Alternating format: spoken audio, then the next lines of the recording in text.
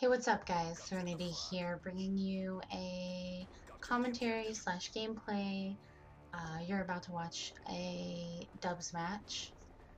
We are playing CTF on Arcaden, variant gameplay. I end up going 35 and 8, which, in my opinion, is pretty hard to do when it comes to 2v2. I mean, there's only two opponents, so dropping 35 kills in 10 minutes, I think, is pretty legit. Um, the guys kind of stopped trying about like a minute until the second half. So we gave them a good run for their money.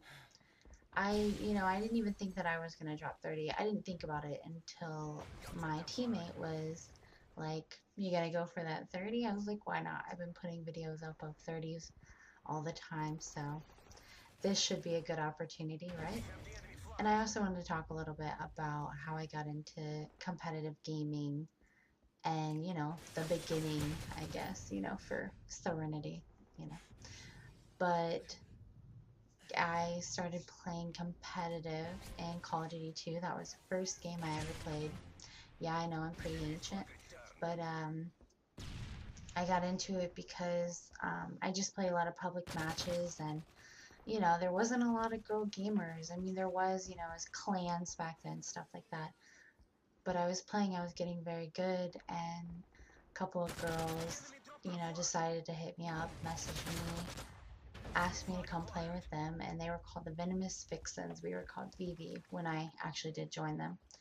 But, I didn't know anything about it, so I was excited. I was excited that somebody was like, wow, she's really good, and there was other girls playing. It was kind of a shock for me. I didn't really see a lot of that. So I started playing with them. We played on a website called nxgamers.com. I'm not sure whatever happened to that site actually, but we were trying to do a lot of promotion stuff for the team, just how people do now. It's hard to get out there. Girl gamer, I'm not going to lie. I've been there, I've tried to do almost everything, but I ended up kind of moving on in COD 4. I started teaming with a large group of people called BMF, and they were mainly just a bunch of competitive teams, kind of like organizations now, like Optic and all those different orgs that they have going on. So it's called BMF, large family, pretty much. I played with girls in the beginning, then I joined a guys team, and I was like, wow, this is awesome. Like everyone's doing well. Um, we played a lot of GBs. I mainly would play Search, and then I played competitive with the team, Search dubs, um, and then I got into MW2, and that's kind of where everyone exploded. They came out of nowhere. I was like, wow, there's a lot of competitive gamers out there. This is awesome.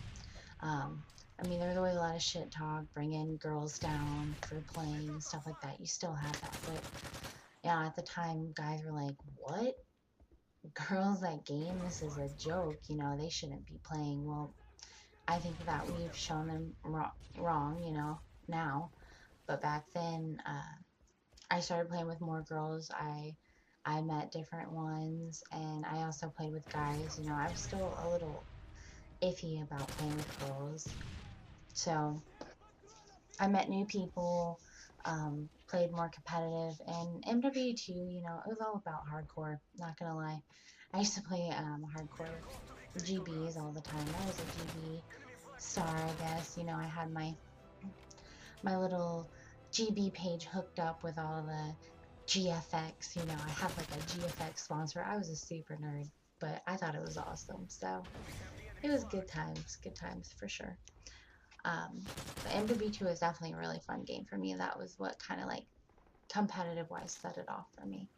So I played, whatever, scrims, pickups, GBs with anybody mainly, and then I played with a girls team called Team Foxy, and I thought it was pretty fun. I got to meet different girls, and some of them, it was like a community kind of, and there were Halo girls and Gears girls, and then there was COD girls.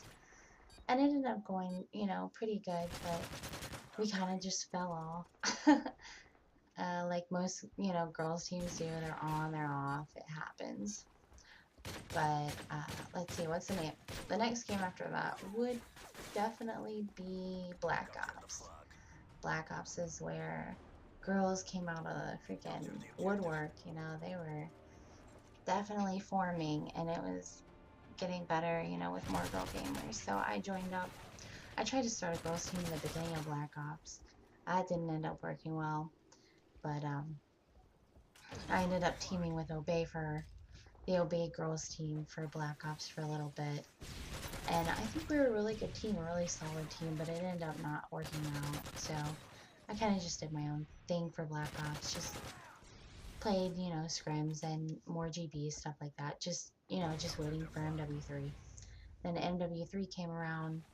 I joined up with um, a girls team called Foreplay, um, and I ended up being a sub for that team, which didn't really work out because I'm not really a sub player. That's really not what I used to run, so it didn't work out with the team, so I decided to join up with another team. And they were all a bunch of really great girls, but a little bit unexperienced, you know, which that's fine, but coming from my years of experience, it was just a little difficult. So I'm finally on a team that I really like, and it really makes me think that, you know, this is why I compete. This is why I play. To play with people like this, to play with people that we all get along, we have fun, we know when to be serious, and we pretty much kick some ass when we do play and everything.